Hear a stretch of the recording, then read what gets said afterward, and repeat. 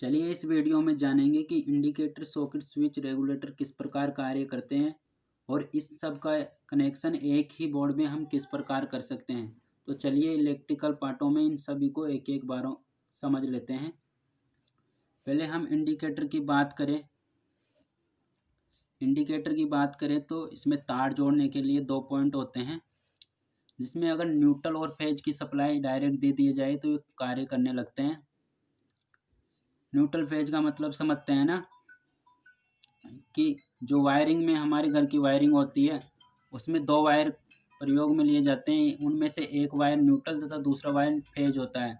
तो इसकी कनेक्शन की बात करें तो इसमें न्यूट्रल और फेज की सप्लाई जो डायरेक्ट दे दिया जाए, जैसे ये न्यूट्रल है और ये फेज है, अगर दे दिया जाए तो ये कार्य करने लगता है, क्योंकि इसमें एक छोटा सा बल्ब लगा रहता है जो जिसके बीच एक रेजिस्टेंस लगा रहता है और ये बल्ब इस प्रकार जुड़ा रहता है रेजिस्टेंस से, जो कार्य करने लगता है न्यूट्रल फेज की सप्लाई देने के बाद।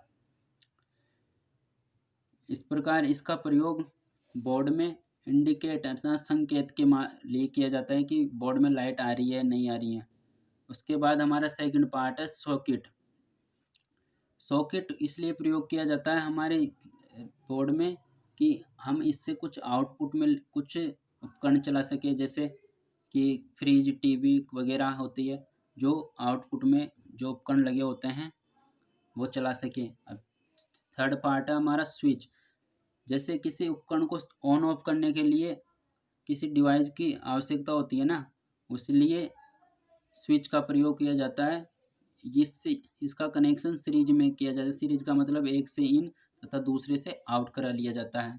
इस प्रकार इस स्विच का कनेक्शन किया जाता है। और रेगुलेटर की बात करें हमारे चौथे पार्ट में, तो इसमें दो तार निकले होते हैं। इसका कनेक्शन भी सीरीज में किया जाता है, एक से इन तथा दूसरे से आउट करवा लिया जाता है। रेगुलेटर पंखे की स्पीड को धीमी या तेज करने के लिए किया जाता है। अगर रेगुलेटर नहीं लगा हो तो पंखा एक ही स्पीड पर कार्य करने लगता है, अर्थात इसको कंट्रोल करने के लिए रेगुलेटर का प्रयोग किया जाता है। अब इन सब का एक ही बोर्ड में कनेक्शन की बात करें तो ये हमारा इंडिकेटर है। इंडिकेटर को अगर न्यूट्रल डायरेक्ट मिलने लगे तो ये कार्य नहीं करेगा, और साथ ही अगर फेज मिलने लगे तो न्यूट्रल फेज के साथ ये कार्य करने लगता है, जलने लगता है। इसके बाद है हमारा स्विच। अगर स्विच में के एक पॉइंट में फेज को इन तथा दूसरे से आउट करवा लिया जाए और जिस उपकरण को इससे जोड़ लिया जाए तो वह उपकरण इस स्विच से कार्य करने लगता है। जैसे कि अगर स्विच का प्रयोग के साथ ही अगर हमें रेगुलेटर का प्रयोग करना है तो एक से इन तथा दूसरे से आउट करवाकर, जैसे यह हमारा फैन एक उपकरण है तो इसको इस फेज एक से जोड़ दिया जाए और इसमें न्यूट्रल जो कि बाहर से आया हुआ रहता है इसमें डायरेक्ट इस प्रकार दे दिया जाए तो ये कार्य करने लगेगा, क्योंकि इसको न्यूट्रल यहाँ से मिल गया और ये फेज जो कि इधर से आया हुआ था वो मिल गया। अब रहा हमारा सॉकेट।